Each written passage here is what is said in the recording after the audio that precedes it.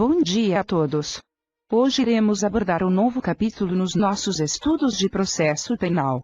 Trataremos dos sujeitos processuais, especificamente do acusado e do defensor. Comecemos. Em primeiro lugar, uma breve introdução ao tema. Para isso passarei a palavra a nosso colega Ludwig.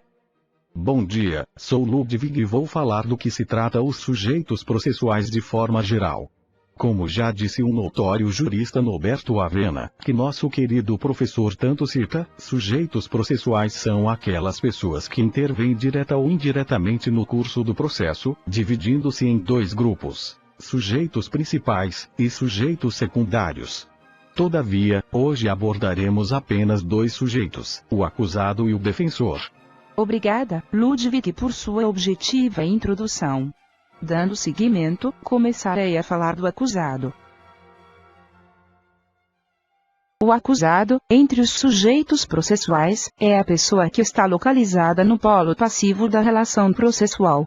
Neste sujeito há a imputação de uma infração penal e tem-se a pretensão de uma medida punitiva dirigida a ele pelo Estado.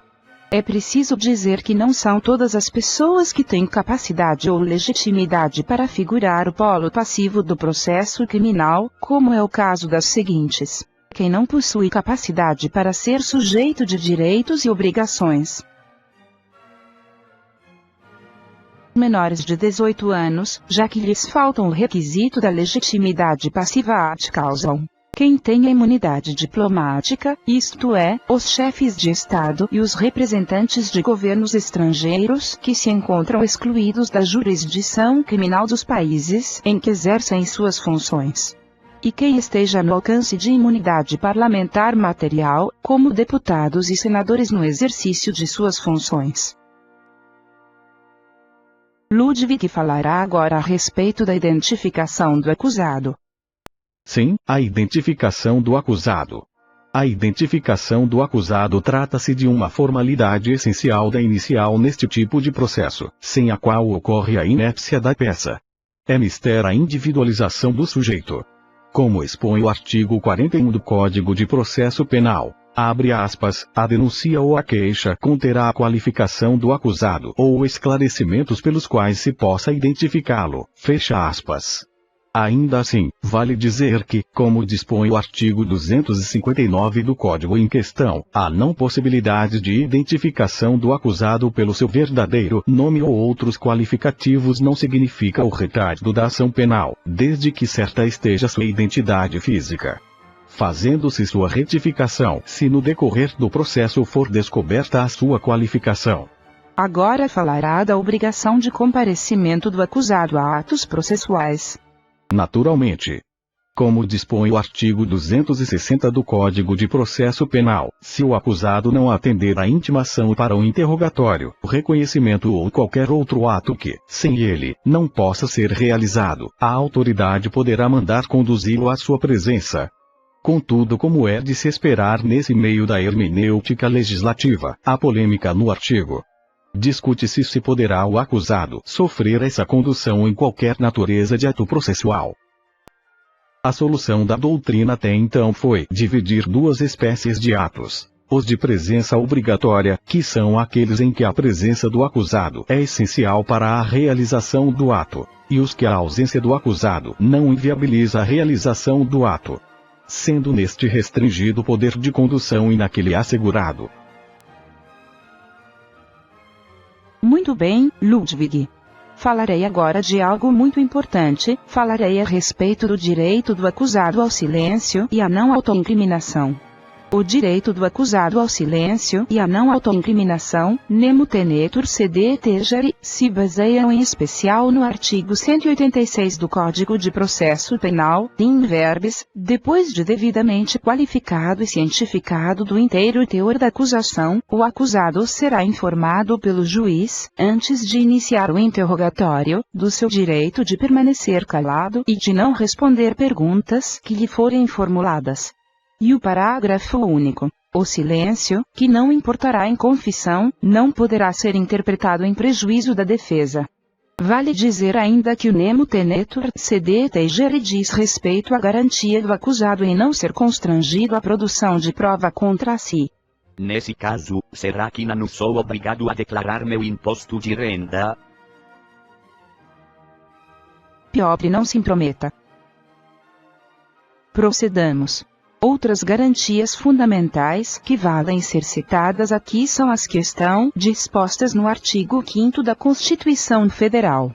Sendo algumas delas, respeito à integridade física e moral, garantia às presidiárias de condições para que possam permanecer com seus filhos durante o período de amamentação, direito ao devido processo legal, direito ao contraditório e à ampla defesa. Inadmissibilidade, no processo, de provas obtidas por meios ilícitos. Direito a ser presumido inocente e de ser tratado como tal, até sentença condenatória transitada em julgado.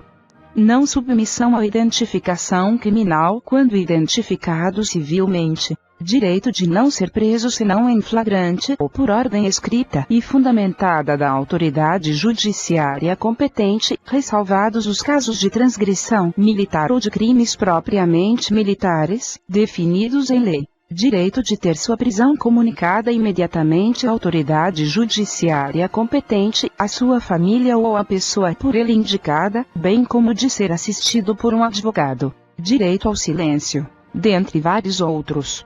Vale salientar que, como diz o jurista Fernando Capês, a Constituição esforça-se em fazer apenas um rol exemplificativo dos direitos fundamentais do indivíduo, assim somando-se a esses também os decorrentes do regime e princípios que a Constituição adotou, ou até dos tratados internacionais que o Brasil faça parte. Com isso finalizamos a primeira parte, a parte do acusado. Seguiremos com o defensor.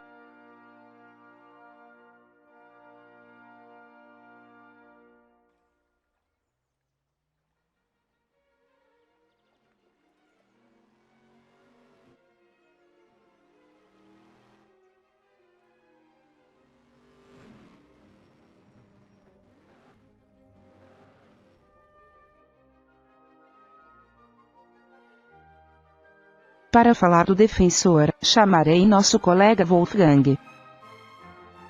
Bom dia, sou Wolfgang. Vamos lá.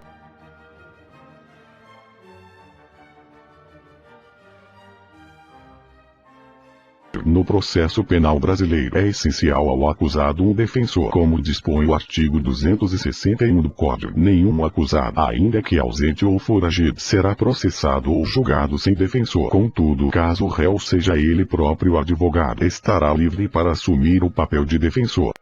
Um conceito importante de ser apresentado no contexto desse tema é o da ampla defesa. A ampla defesa diz respeito à efetiva e abrangente defesa que o réu tem direito. Ela pode ser dividida em 3 elementos. A autodefesa, que é a própria atuação do réu em favor de si mesmo, por exemplo, prestando depoimento, ou mesmo manter-se em silêncio. A defesa técnica. Essa defesa é a que se dá pela realização de atos eminentemente técnicos, assim sendo necessário a presença de um advogado devidamente inscrito na ordem. E a defesa efetiva, que se faz pela efetiva atuação do defensor em favor do acusado.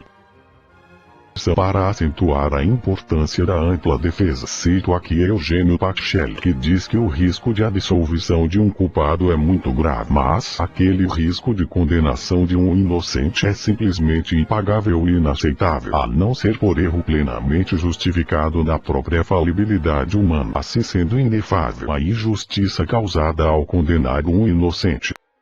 Em termos de jurisprudência, vale ainda citar a súmula vinculante 14 do STF, que expõe, abre aspas, é direito do defensor, no interesse do representado, ter acesso amplo aos elementos de prova que, já documentados em procedimento investigatório realizado por órgão com competência de polícia judiciária, digam respeito ao exercício do direito de defesa, fecha aspas.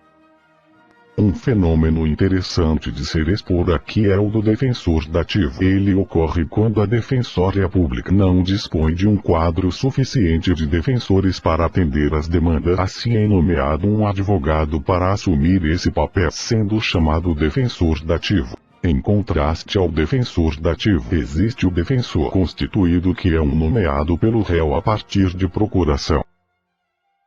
Muito obrigado, Wolfgang, por sua contribuição. Bem, assim finalizamos nossa apresentação. Esperamos sinceramente que todos tenham gostado e elevado seus conhecimentos.